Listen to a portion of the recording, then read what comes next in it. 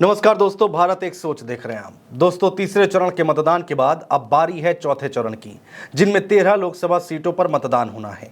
एक एक करके हम आपके सामने हर एक सीट का समीकरण ला रहे हैं, आपको बताने की कोशिश कर रहे हैं कि आखिर कौन किस पर कितना ज्यादा भारी दिखाई दे रहा है। हर सीट पर जातीय समीकरण किसकी ओर जाता दिखाई दे रहा है। हम बात करेंगे उन्नाव लोकसभा सीट की। लखनऊ से ज्यादा दूरी पर नहीं है उन्नाव, और यहां का मुकाबला बेहद दिलचस्प होता दिखाई दे रहा है। दोस्तों, उन्नाव लोकसभा सीट पर मौजूदा सांसद हैं साक्षी महाराज। साक्षी महाराज पिछले लोकसभा चुनाव में 4 लाख से ज्यादा वोटों से जीत दर्ज कर चुके हैं। दोस्तों, उन्नाव लोकसभा सीट पर सबसे ज्यादा बार कांग्रेस ने जीत हासिल की है।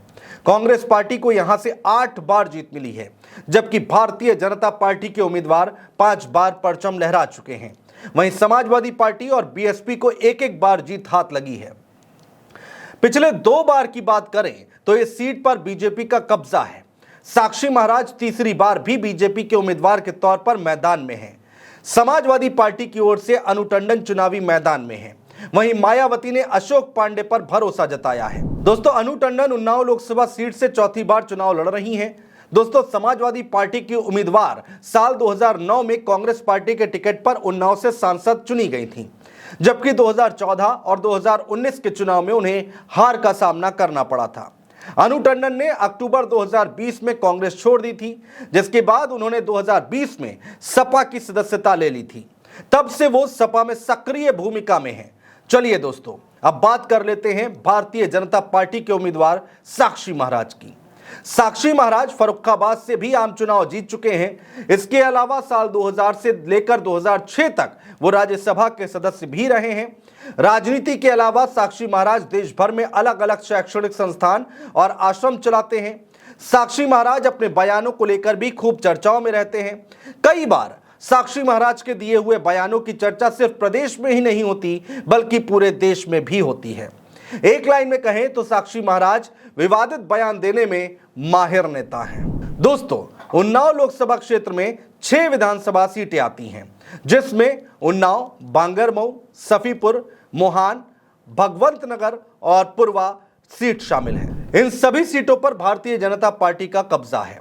अब बात करते हैं दोस्तों बीएसपी उम्मीदवार अशोक पांडे की। अशोक पांडे पत्रकार रह चुके हैं, अलग अलग समाचार पत्रों में अपनी सेवाएं दे चुके हैं। मायावती ने अशोक पांडे पर दांव लगाने के साथ ही लगातार चौथी बार अपने काडर के साथ ब्राह्मण फैक्टर का दांव आजमाया है। चूंकि उन्नाव में ब्राह्मण वोटर्स का दबदबा है, ऐसे में मायावती ने ब्राह्मण चेहरा उतारकर मुकाबला बेहद दिलचस्प बना दिया है।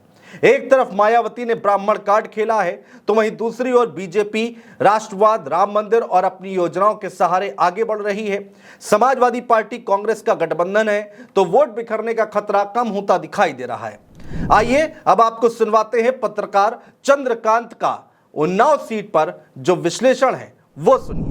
उन्नाव में समाजवादी पार्टी और भारतीय जनता पार्टी के बीच मुकाबला है। अगर उन्नाव के मुद्दों की बात करें तो यहाँ भी बाकी सीटों की तरह रोजगार का मुद्दा है, यहाँ पर साफ सफाई का मुद्दा यहाँ पर भी है, यहाँ पर शिक्षा का मुद्दा है, और सबसे बड़ी बात स्वास्थ्य यहाँ का बहुत बड़ा मुद्दा है।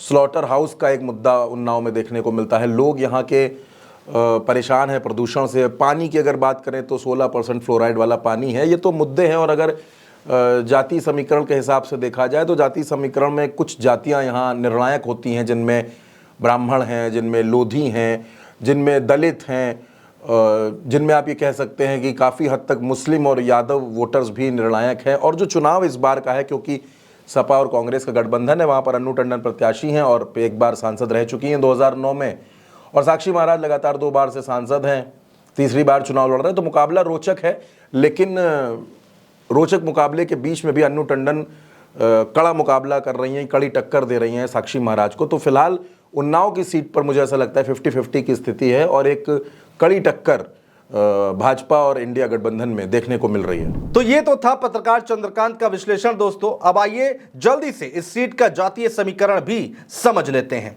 यहां पर 4 लाख ब्राह्मण वोटर हैं, 3.5 लाख के आसपास लोधी वोटर हैं, 2 लाख पासी समुदाय से लोग आते हैं, 2 लाख कुर्मी वोटर हैं, करीब 2.5 लाख दलित हैं, करीब 1.25 लाख मुस्लिम हैं और 1 लाख के आसपास ठाकुर वोटर्स यहां पर हैं। तो दोस्तों ये है उन्नाव सीट का पूरा समीकरण। आप भी अपनी राय कमेंट बॉक्स में कमेंट करके हमें दे सकते हैं। बहुत शुक्रिया।